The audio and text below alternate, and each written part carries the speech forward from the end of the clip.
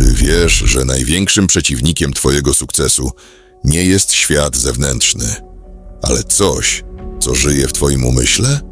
W książce Jak przechytrzyć diabła Napoleon Hill odkrywa mechanizmy, które powstrzymują nas przed osiągnięciem celów. Dziś poznasz najważniejsze lekcje tej książki i dowiesz się, jak odzyskać kontrolę nad własnym życiem. W tej książce diabeł to metafora strachu, zwątpienia i lenistwa. Hill przeprowadza z nim wywiad, gdzie diabeł przyznaje, że kontroluje ludzi poprzez coś, co nazywa dryfowaniem. Co to oznacza? Dryfowanie to życie bez celu, podążanie z prądem codzienności, brak samodzielnego myślenia. Diabeł twierdzi, że kontroluje aż 98% ludzi właśnie przez ich bierność i brak jasnych priorytetów. Każda chwila, w której działasz bez celu, to moment, w którym diabeł przejmuje nad tobą kontrolę. Diabeł zdradza, jak kontroluje ludzi. Używa do tego kilku potężnych narzędzi. Oto najważniejsze z nich. Strach, najsilniejsza broń. Strach przed porażką, biedą, krytyką czy chorobą paraliżuje działania. Przykład. Nie zaczynasz nowego projektu, bo boisz się, że się nie uda. Nawyki. Diabeł rozwija negatywne nawyki, takie jak prokrastynacja, nadmierna konsumpcja mediów czy używek. Przykład. Zamiast pracować nad celem, oglądasz dupy na Instagramie i tam jest twoja dopamina. Edukacja bez praktyki. Diabeł uwielbia, gdy zdobywasz wiedzę, ale nic z nią nie robisz. Przykład. Czytasz książki motywacyjne, ale nie wdrażasz żadnych zmian. Negatywne wpływy. Ludzie wokół ciebie mogą być agentami diabła, jeśli szerzą pesymizm i zwątpienie. Dobra wiadomość? Możesz przejąć kontrolę. Hill podaje konkretne metody, jak wyrwać się spod wpływu diabła.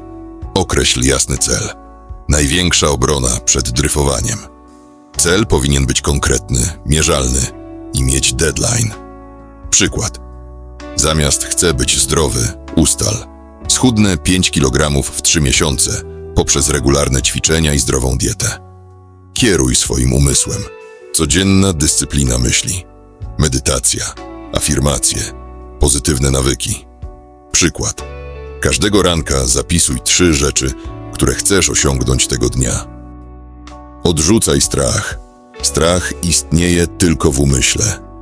Diabeł traci nad tobą władzę, gdy podejmujesz działanie mimo obaw. Przykład. Boisz się wystąpień publicznych? Zacznij od rozmowy z małą grupą znajomych.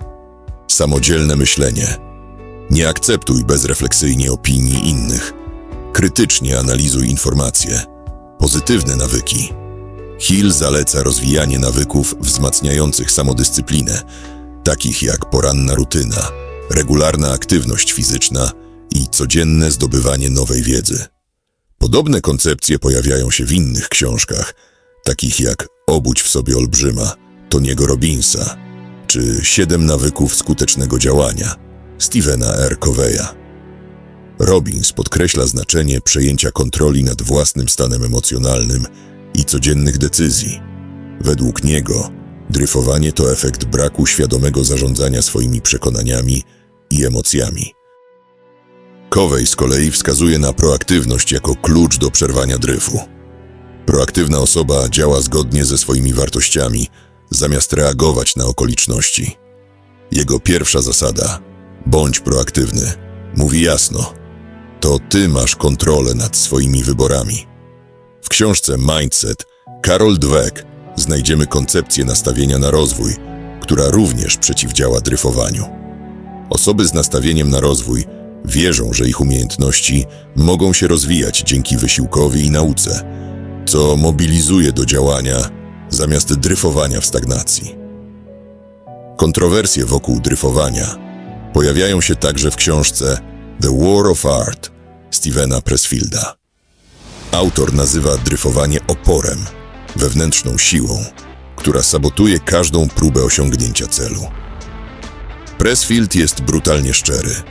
Jeśli dryfujesz, przegrywasz walkę o własne życie. Jego rada?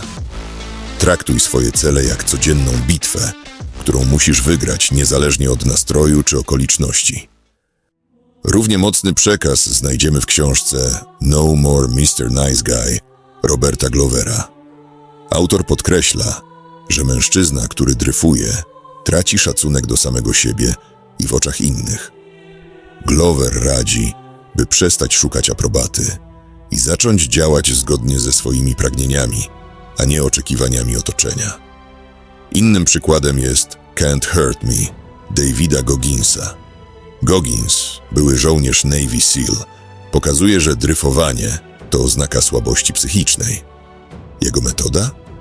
Przyjmij pełną odpowiedzialność za swoje życie. Wyjdź poza strefę komfortu i codziennie testuj swoje granice. Jak przechytrzyć diabła? Przestań dryfować. Określ cel, zarządzaj swoimi myślami i działaj mimo strachu. Diabeł nie ma władzy nad kimś, kto świadomie kieruje swoim życiem. Twój umysł to twoja twierdza. Broń go przed dryfem. Przestań czekać na idealne warunki. Przestań zadowalać innych kosztem własnych ambicji. Masz jedno życie. Albo nim kierujesz, albo dryfujesz w przeciętność. Koniecznie obserwuj pewnego faceta. E-book Diabelskie zasady pewności siebie. Link w opisie.